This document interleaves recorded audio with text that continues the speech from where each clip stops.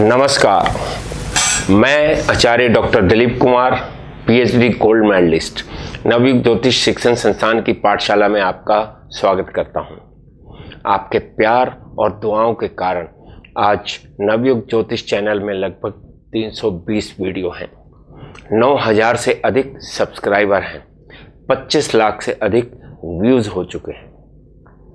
मेरी 7 पुस्तकें प्रिंट हो चुकी हैं, 3 बुक्स अंडर प्रिंटिंग है। आपके लिए एक गुड न्यूज़ है। दिल्ली में लगभग 20 साल से एस्ट्रोलॉजी टीचिंग कर रहा हूँ। अब मुंबई में इंस्टीट्यूट ओपन किया है।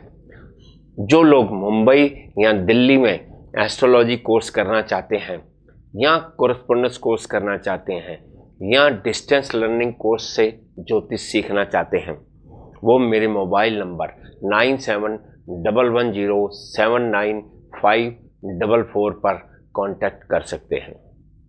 यदि आप कुंडली का एनालिसिस करवाना चाहते हैं या मेरी बुक्स मंगवाना चाहते हैं तो नीचे लिखे हुए बैंक अकाउंट्स में फीस या कॉस्ट ऑफ बुक्स डिपॉजिट करके मुझे कांटेक्ट कर सकते हैं। नमस्कार।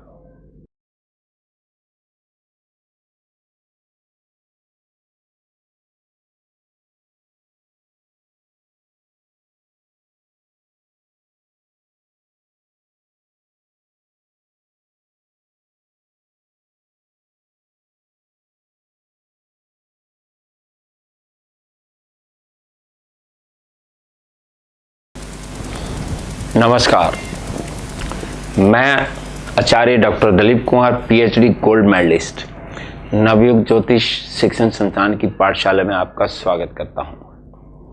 आज मैं आपको संतान यानी चाइल्ड बर्थ के बारे में बताता हूं। जब भी किसी बच्चे का विवाह होता है तो माता पिता को सबसे पहले संतान की इच्छा होती है, क्योंकि किसी भी जातक के लिए उसके विवाह के पश्चात संतान होना महत्वपूर्ण होता है। संतान उत्पत्ति से वंश वृद्धि भी होती है तथा पितृ ऋण से मुक्त होने का मार्ग भी प्राप्त होता है।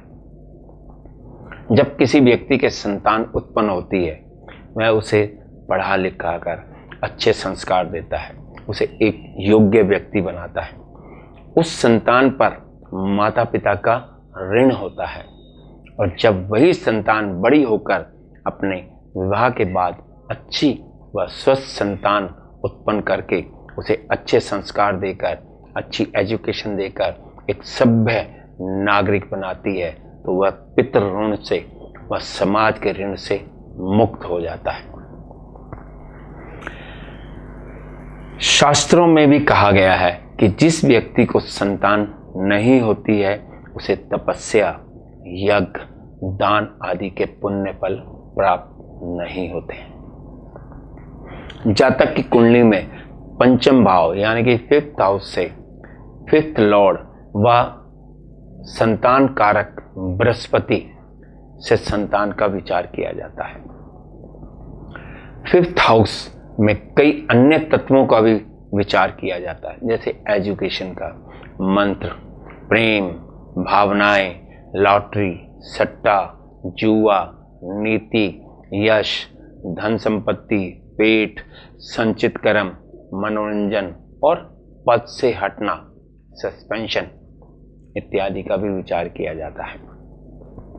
किसी जातक को संतान सुख प्राप्त होगा या नहीं, इसके लिए कुछ विशेष बिंदुओं पर विचार करना आवश्यक होता है। संतान की उत्पत्ति स्त्री के द्वारा होती है, इसलिए स्त्री की कुंडली ही सबसे ज़्यादा महत्वपूर्ण होती है। अतः स्त्री की कुंडली को अवश्य देखना चाहिए। परंतु इसके साथ ही साथ पति की जन्म कुंडली में संतान सुख के योग कैसे हैं, ये भी अवश्य देखना चाहिए। सबसे पहले हमें पंचम भाव और पंचमेश का विचार करना चाहिए। 5th हाउस और 5th लॉर्ड, संतान कारक ग्रह बृहस्पति की पोजीशन भी देखनी चाहिए। D9 यानी कि नवांश कुंडली में भी 5th हाउस 5th लॉर्ड तथा संतान कारक ग्रह बृहस्पति का विचार करना चाहिए। चंद्र कुंडली में भी 5th हाउस 5th लॉर्ड का विचार करना चाहिए तथा कारक गुरु की पोजीशन देखनी चाहिए। पुरुष की कुंडली में 20 फुट व स्त्री की कुंडली में क्षेत्र स्फुट की कैलकुलेशन करें। 20 फुट व क्षेत्र स्फुट का विचार D9 और नवांश कुंडली तथा D9 सप्तांश कुंडली में भी करना चाहिए। जातक को कौन सी दशाएं चल रही हैं और इस पर भी विचार करना आवश्यक है। मेरा मानना है कि किसी भी व्यक्ति को विवाह के पश्चात संतान सुख प्राप्त होना उसके पूर्व जन्मों के कर्मों पर निर्भर होता है, क्योंकि पंचम भाव पूर्व जन्म के पुण्य कर्मों का भी भाव होता है। जातक के पूर्व जन्म के पुण्य कर्मों के अनुसार ही संतान की प्राप्ति होती है। यदि कर्म अच्छे हैं तो अच्छी व हेल्दी संतान प्राप्त होगी। यदि कर्म अच्छे नहीं हैं तो जातक को संतान से ही कष्ट प्राप्त होगा।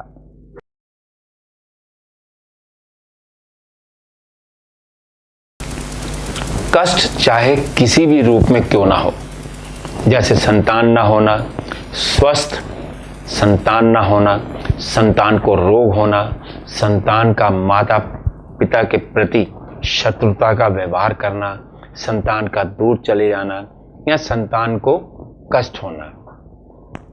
अब आपको बताते हैं कि किन योगों से जातक को संतान सुख प्राप्त होता है।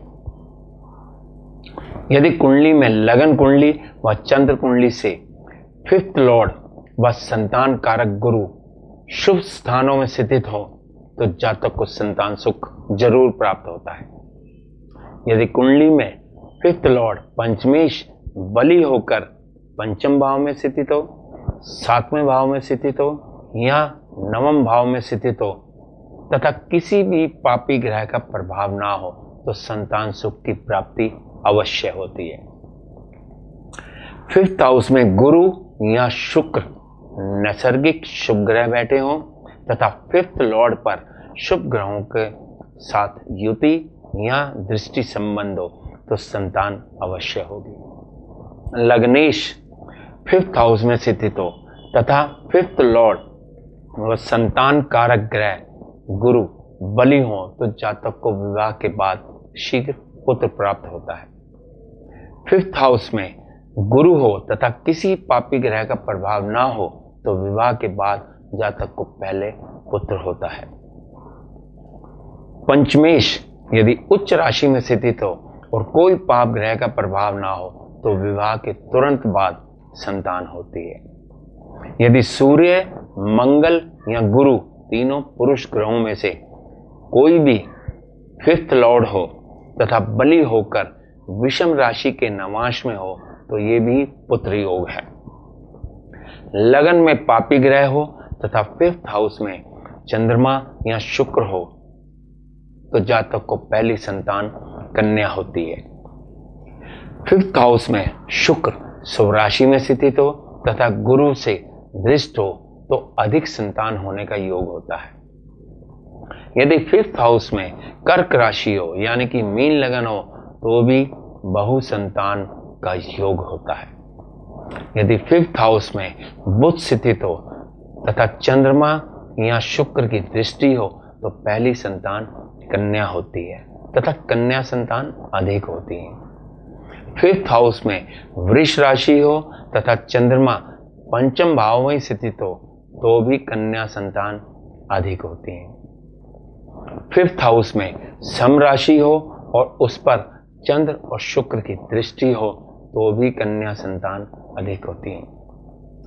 5th लॉर्ड और लगन लॉर्ड एक दूसरे को देखते हो तथा गुरु त्रिकोण भावों में हो तो आज्ञाकारी कुलदीपक पुत्र का जन्म होता है। लग्नेश और पंचमेश लगन लॉर्ड और 5th लॉर्ड दोनों 9वें भाव में हो तथा उन पर गुरु की दृष्टि हो तो धनवान, यशवान, धर्मात्मा पुत्र का जन्म होता है। 5th लॉर्ड लगन में हो तथा लगन लॉर्ड व 9th लॉर्ड दोनों 7th हाउस में हो तो भी जातक को धनवान और विद्वान पुत्र का प्राप्त होना निश्चित है। कुटुंब भाव का स्वामी यानी कि द्वितीयेश सेकंड लॉर्ड 5th हाउस में स्थित हो और उस पर गुरु की या भाग्येश 9th लॉर्ड की दृष्टि हो तो भाग्यवान पुत्र का जन्म होता है। यदि लगन में राहु हो, 5th हाउस में गुरु हो तथा 9th हाउस में शनि हो तो जातक को केवल एक ही पुत्र होता है। यदि लग्नेश और पंचमेश दोनों एक साथ युक्त हो या एक दूसरे को दृष्टि देते हो या दोनों ही स्वराशि या उच्च राशि में स्थित हो तो संतान जरूर होती है। लग्नेश पंचम भाव में हो और गुरु की दृष्टि हो तो भी संतान जरूर होगी। बलि गुरु पर या 5th हाउस में लग्नेश की दृष्टि हो तो संतान जरूर होती है। 11th हाउस में बुध, शुक्र या चंद्र हो तो कन्या संतान अधिक होती है। 9th हाउस में गुरु, शुक्र और 5th लॉर्ड हो तो उत्तम संतान होने का योग होता है। यदि आपको मेरी ये वीडियो पसंद आई हो तो मेरे चैनल नवयुग ज्योतिष चैनल को सब्सक्राइब करें। नमस्कार।